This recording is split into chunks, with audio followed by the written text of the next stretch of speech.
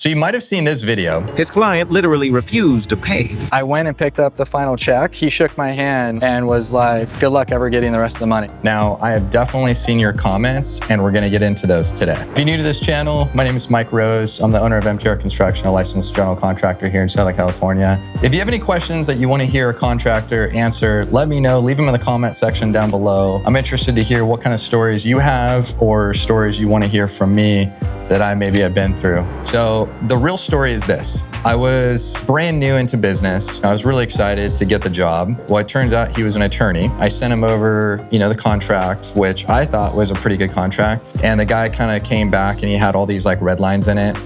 And that should have been probably like my first like red flag right there. He basically came to me and he's like, hey, I want to make some changes to your contract, but I also came up with this idea. I'm okay with the price, but how would you like to make some extra money? And I was like, oh, that would be really cool. What are you thinking? He's like, how about a bonus? He's like, I would like this project to go as quickly as I can. So I'll give you $1,000 for every week you finish early. But the catch is I'm gonna deduct $1,000 for every week you're late too. And I was like, that's totally fine. So all you people in the comments who were like, you didn't have this in your contract. So imagine this, I had my regular contract, I had all of my normal progress payments, okay, that add up, let's say to like $100,000. And then there was an addendum sheet. And the addendum sheet basically had all of the weeks listed from the time I started to the time I was supposed to end. Basically, it was gonna be really easy. You just, whatever week you finished, you take that and then you add those in to like whatever from your completion date. And then that's how much of your bonus was gonna be.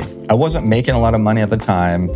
The first couple of years in business anyways, any amount of extra money I had always went back into the business. I'm doing a lot of the work myself just to save money and to keep the project going quickly. I also was paying some of the subcontractors extra money. I wasn't telling them to like do a rush job. What I was saying is like, could we bring more people to the job to actually get it done quicker? We end really early. We're like 6 weeks earlier than what we were projected to finish at. The client's really happy. We get final inspection.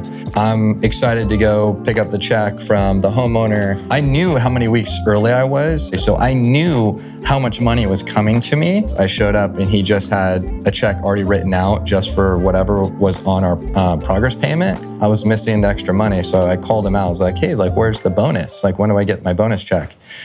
And he's like, yeah, about the bonus. He's like, I'm not gonna give you the bonus. You can try to get the money, but you'll never see it, and I'll just drag this out through court. I was like, ooh, this sucks, because I still had people I had to pay for the project. So I basically, I think, walked away with like no money. I personally think he was looking at the idea like, how can I save money?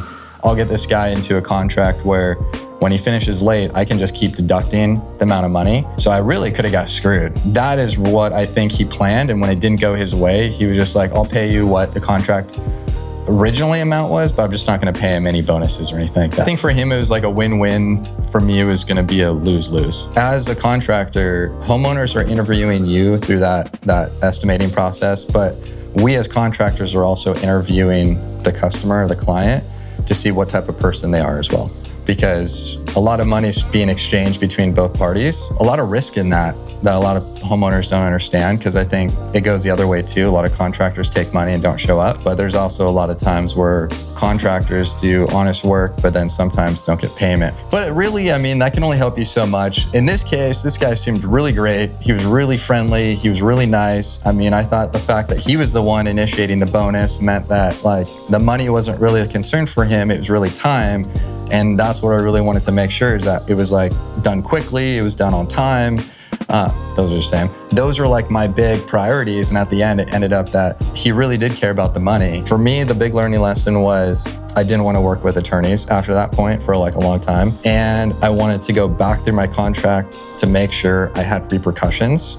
If someone didn't pay me, outside of that, if someone doesn't pay you, you have to take them to court. Most people don't want to go through that. It costs a lot of money. All right, now that you got the whole story, I want to hear what you would have done. So go to the comment section and let me know what I could have done differently. Also, if you're looking for a great gift to get anyone, there's a link below. We got some new MTR merch. Check it out. Could be a great Christmas gift for someone.